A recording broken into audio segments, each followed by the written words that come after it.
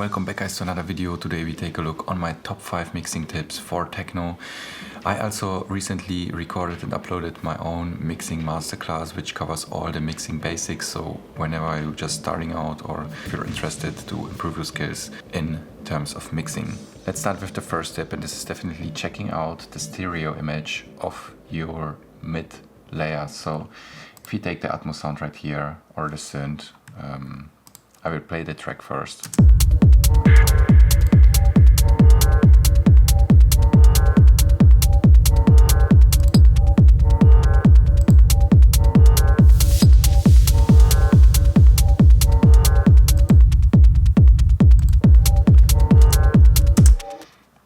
So a pretty basic groove right here. Let's go into this Atmos sound right here. So if I take a look on this one, this is pretty wide and it's just an Atmos sound, right? So it should be in the background.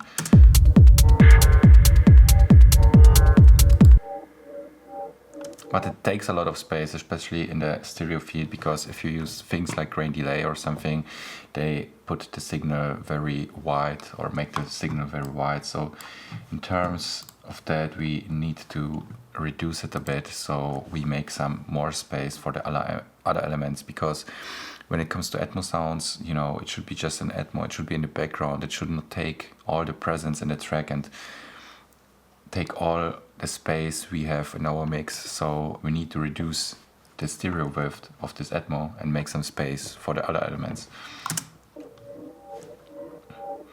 I do it with a basic utility right here, so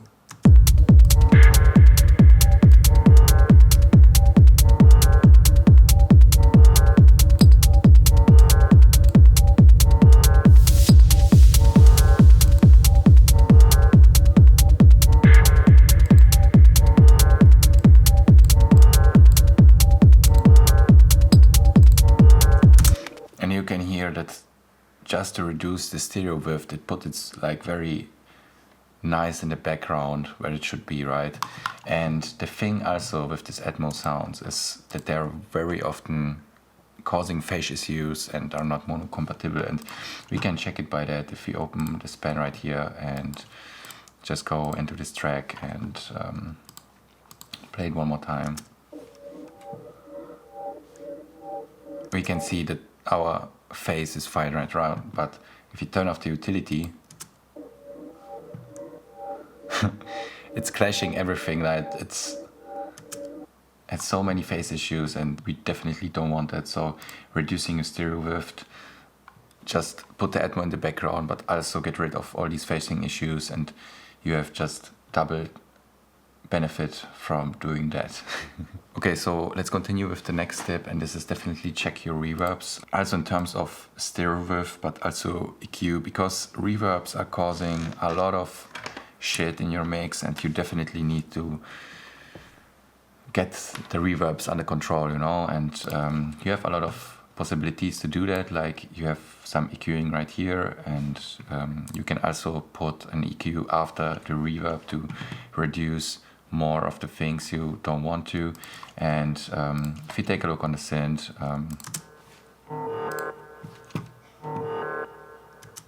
I just cut it here, the highs, that I leave some space for the top end for the drums, you know. Also make a low cut right here so nothing gets in the low end, and just to be sure I made also low cut right here because reverb plugins causing often some information I really don't want in my low end, and this is why I just make sure by making a low cut right here also I can adjust the EQ even better than with the internal EQ here on the reverb. So that's why I'm putting an EQ after a lot of my reverbs, and can push a bit the highs maybe here on this one because this one's for drums, and reduce the highs here for the mid reverb because this is more for the synths, you know. So I'm going through my reverbs, EQ them, and checking that everything has its own space in the mix and nothing is clashing each other. So definitely check out your reverbs. What you can do also, if you just have the feel that you and that your reverb is causing too much stereo, you can also go again with the utility, reduce the width, or just go inside here, reduce the decay, and just get the reverb under control, because the reverb is like a very dangerous plugin for destroying your mix. So definitely take care of it and have an eye on your reverbs. Let's come to my tip number 3, and this is use compressors, and especially in the low end.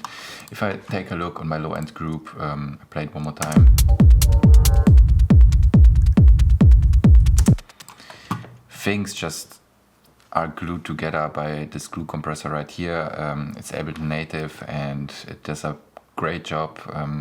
The tech is pretty slow to keep my transients from the kick, so the kick transient has its space to come through, and after that the compressor, they do his own thing, and also fast release that it just came back before the next transient appears.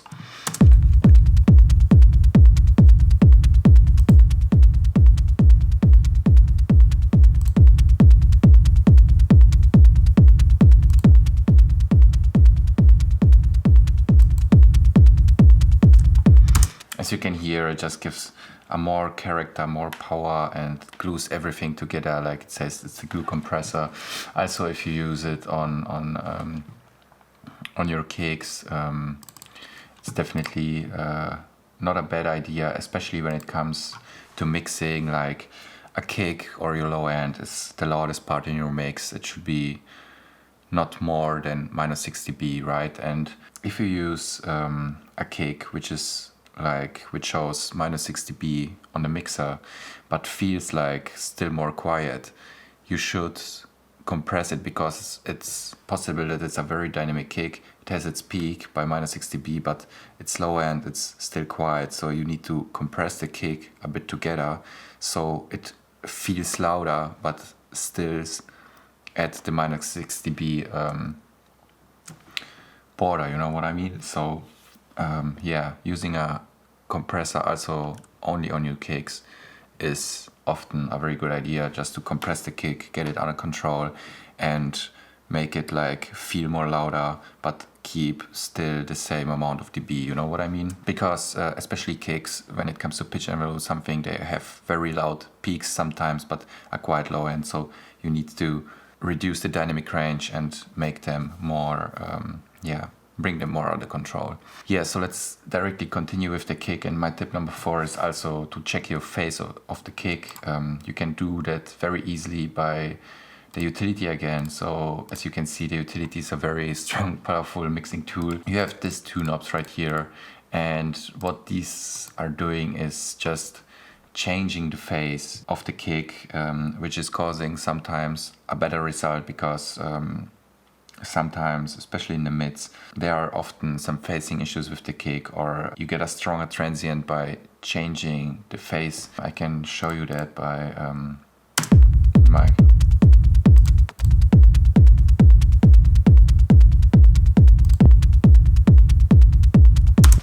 I have also another kick right here, which is maybe more suitable for that case.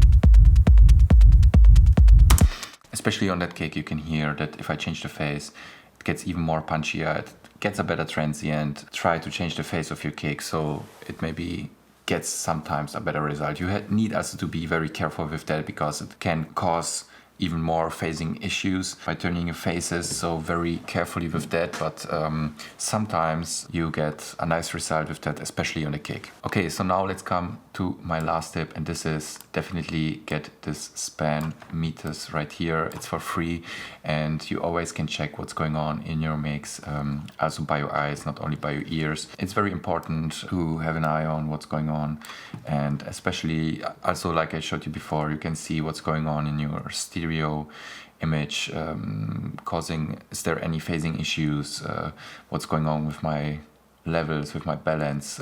So if I play the track right here,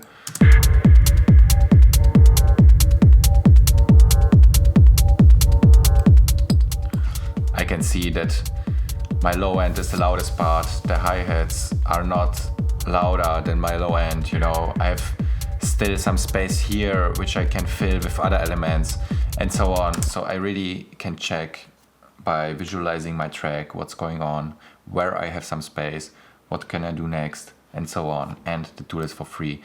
And I always have it like on my second monitor, so when I'm producing, I always can like check what's going on in the mix. And yeah, definitely a recommendation on this one. That's pretty it with this video. I hope you enjoyed it. I hope you could learn something new from these tips. And like I said before, I also recorded my own mixing basics masterclass. You can find the link down below in the video description. If you have any questions or something, let me know in the comments down below. I wish you all the best and see you in the next video.